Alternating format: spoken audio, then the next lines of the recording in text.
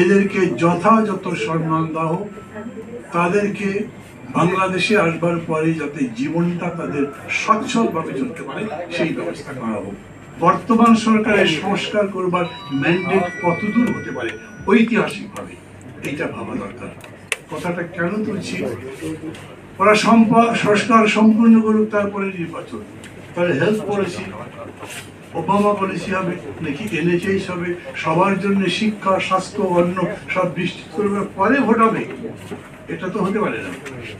আমাদের লড়াইটাই হয়েছে গণতন্ত্রের জন্য, লড়াইটা হয়েছে নির্বাচন যাতে সুষ্ঠু হয় তার জন্য।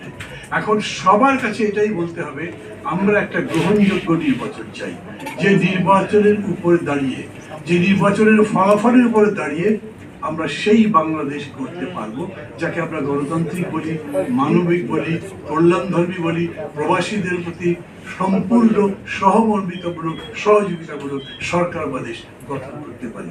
আমাদের প্রবাসী শ্রমিকরা দেশের বাইরে যেতে একটা পাসপোর্ট করা থেকে শুরু করে পদে পদে দালালের আপনার ধান্দাবাজির শিকার হয়, এবং সবচেয়ে বড় কথা হচ্ছে যেখানে 1 থেকে 1.5 লক্ষ টাকায় মালয়েশিয়া কিংবা মধ্যপ্রাচ্যে যেতে পারে, শুধুমাত্র সিন্ডিকেট করার ফলে সেটা 5 থেকে 7 লক্ষ টাকায় গিয়ে পৌঁছায়। আমি শুধু বলবো, এই অন্তর্বর্তী সরকার প্রবাসীদেরকে এই অভ্যুত্থানের অংশীদার করতে হলে তাদের সমস্ত সংকট সমাধান করা দরকার।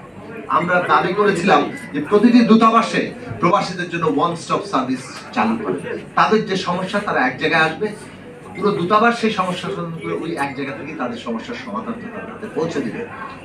এটা করতে পারেন না, আমলাতন্ত্র দেখান।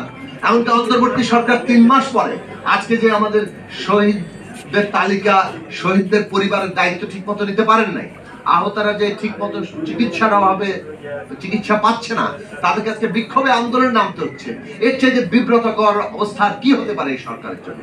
যে আন্দোলনের উপর দাঁড়িয়ে, যে রক্তের উপর দাঁড়িয়ে সরকার গঠিত হয়েছে, তারা এখন আমলাতন্ত্র দেখান, লোকবলের অভাব, টাকার অভাব, এগুলো কোনো কিছু আমরা শুনতে চাই না।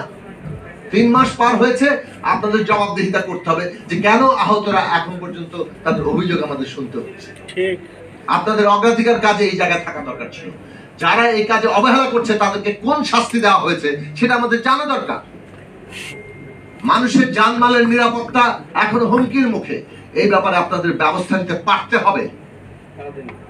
দেশে দ্রব্যমূল্য বাড়ছে, সেটা নিয়ন্ত্রণের জন্য উদ্যোগ নিচ্ছেন, কিন্তু আরো কার্যকর করতে হবে। এই প্রশ্নগুলো কিন্তু এখন জবাবদিহিতার আওতায় আনা দরকার।